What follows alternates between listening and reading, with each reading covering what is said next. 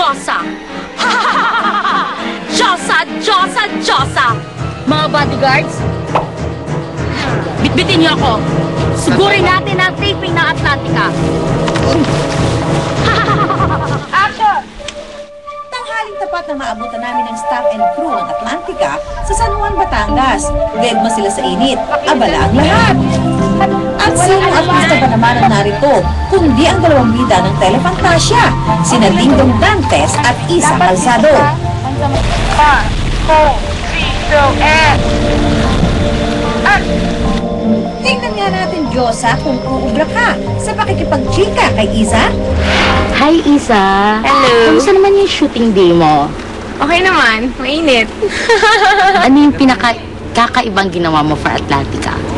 Nag-take talaga ako ng lessons. Wait lang, ano itong next question na ito? Pwede kayang si Susan maging Shell? Oo naman, no? Si Miss Susan, parang Palaban. tapos maraming sinasabi. Dal-dal kumbaga, di ba?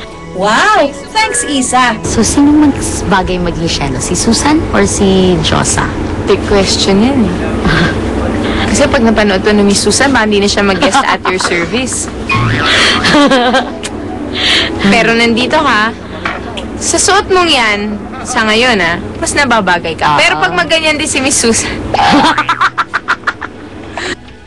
Sige, para mas maramdaman namin si Cielo, sample muna ng linya mo dyan.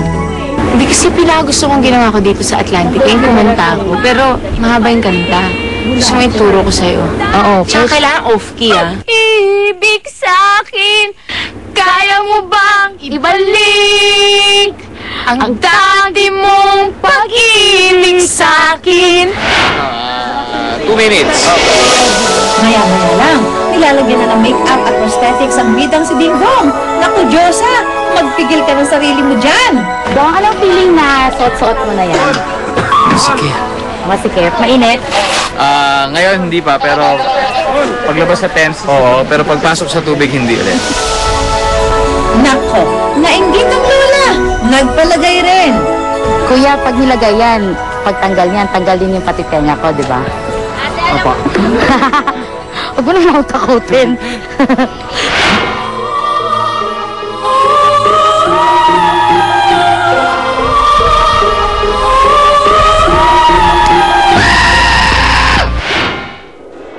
At ilang minuto lang, take na ulit. Kakaibang eksena pala ang gagawin. Palili pa rin ni Isa at may sabog effect pa.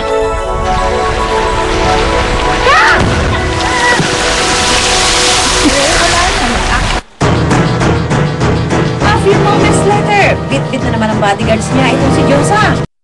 Sa mga ginagawa mong soap dati. Well, dami yan eh. Physically, yun ang una. Nandito tayo sa tubig, di ba? So kakaiba yan. Wala pa akong ginagawa na sa tubig. Sa totoo lang kasi takot ako sa tubig eh. Dati. Pero dahil sa Atlantica, na yung fear ko of water na wala. Kamusta naman yung paghahanap mo sa mga prinsesa? Well, actually, I feel very lucky dahil isipin mo yung mga 4 na hinahanap kong babae, talagang 4 sa pinakamagagandang babae ngayon sa Pilipinas, di ba? And most of them are the FHM ladies, hindi ba? So, wala lang. Pwede ba akong maging pang-5 prinsesa dyan? Alam mo, dapat ikaw ang una. No! More than Susan? Of course! Ay, grabe na! At gumana na naman ang pagkachismosa ni Diyosa. na fishing! In real life, kamusta naman ang yung prinsesa mo sa totoong buhay? Pero hindi lang siya isang prinsesa, isa lang siyang tunay na reyna. Talaga? You broke my heart sa kagad. Bakit? Ikaw yung sinasabi ko Ay, talaga! Ayoko na! Ayaw mo na? Ayoko na umalis dito! Sayang naman ang reyna natin. Ang ganda-ganda. Tingnan niyo naman, kilig na kilig ang lola niyo. Hindi ako nagbo-blush, no? Now na, parang you've proven yourself as a good actor and as a good director as well. Paano mo na-achieve yun? Siyempre pinag-aralan din.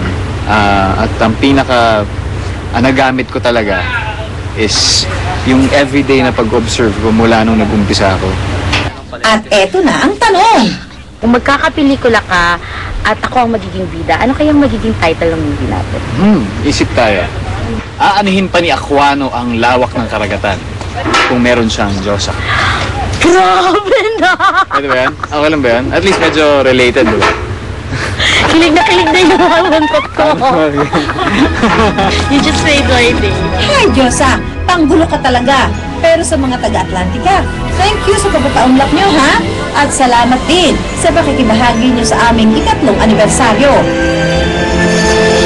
Teka, si Diyosa na nga ba? Ang panglimang prinsesa ng Atlantica? Buhay ko nito, uliwanag ng pag-asa. Well. Sorry mga girls, he's mine na. Aquano, Diyosa. Aquano, Diyosa. I-flames ko kaya? Kay Susa